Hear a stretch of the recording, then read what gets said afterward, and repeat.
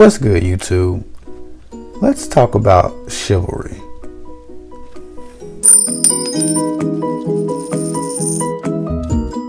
So I was on Facebook last week and a lady friend of mine posted the question on her status update saying, can we bring chivalry back or am I asking too much? And of course, a bunch of bitter women in the comment section jumped at the chance to say, too much girl, too much. And all sorts of other man bashing statements.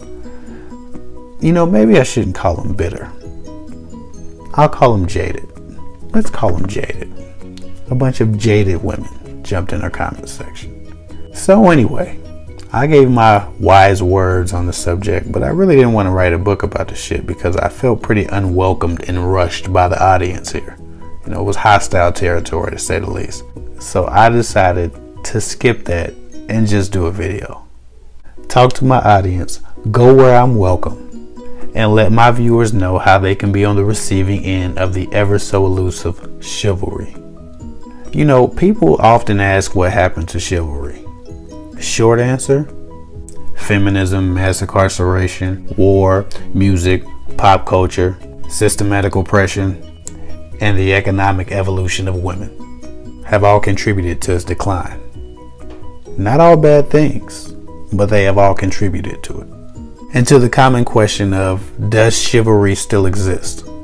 Short answer: yes. Kings who exalt queens still exist. Men offer up whatever women accept. A man who honors himself will honor his woman. A woman who honors herself will have nothing less.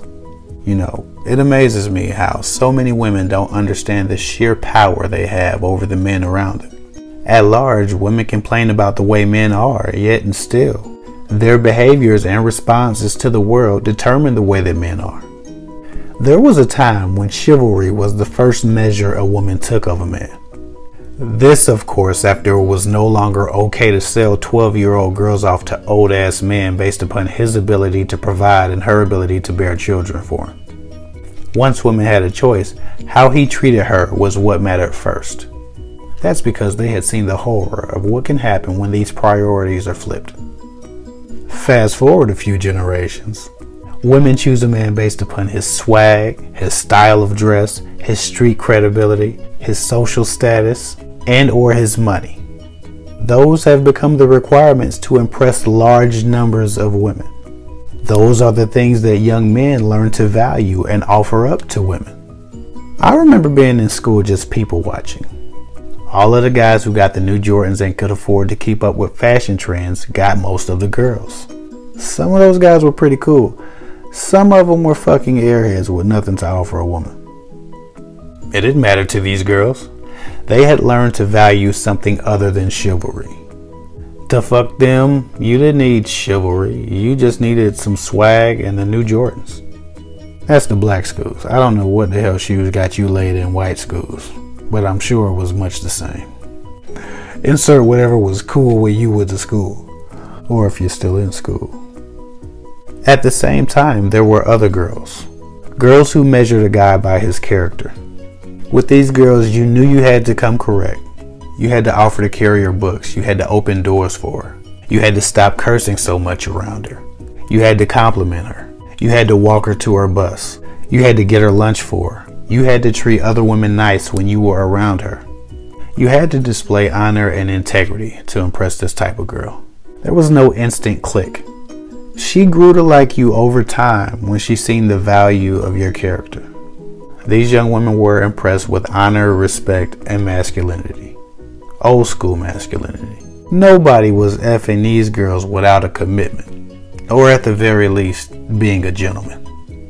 And even as a young man watching this, I could guess with pretty good accuracy which girls would marry a decent and respectable man, and which girls would probably end up with multiple babies' fathers. And this is no knock on those women. And I don't say multiple babies' fathers to shame those women or to insinuate that they're easy or they're hoes. I only make that distinction because at the time you could actually tell that the criteria they were using to find love was a shaky one. And that they would probably have to re-enter the dating world after that guy got done doing whatever he planned on doing with him. I'm just making a distinction between the requirements a guy must meet to impress them, and how that lack of judgment have led women to a place where a fairly large number of them could reasonably believe that chivalry was an outdated overestimation of what a woman should expect of a man. The truth is, ladies, you get what you require from a man. Women who require money only date guys with money. They don't date broke men and say shit like, "Is prosperity still alive? Do men still have money?"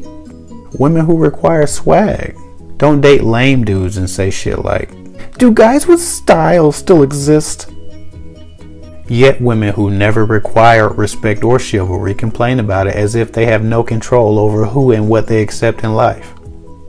Like, think about it. Jobs that require a college degree don't hire high school dropouts and then complain about underqualified employees. Guys will do anything to get in your pants, whether that's one night or for a lifetime. Anything. And that includes chivalry. So if you crave chivalry, make it the requirement to get in your pants. And the funny part about this is, I would guess about 90% of the women who constantly complain about chivalry not being around anymore also probably like bad boys and dismiss nice guys. That shit is pure idiocy. You don't get this from this.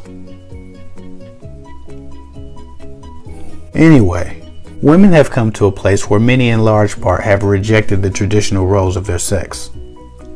Chivalry is a word that we use to describe a man's traditional responsibility to honor a woman. There isn't really a good word to describe a woman's responsibility to honor a man and be ladylike.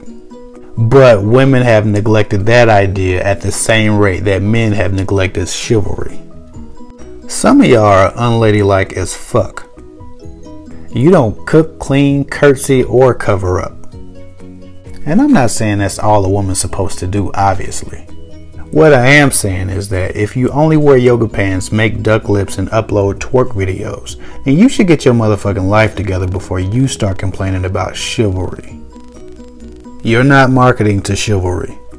That new school shit don't attract old school values. And don't misunderstand me. I love yoga pants. And I really love twerk videos. So please don't stop. I'm just saying, as a gentleman, those two things put together don't put me in the mind to be on my best behavior. Chivalrous Kevin might not make an appearance during the yoga pants twerk off.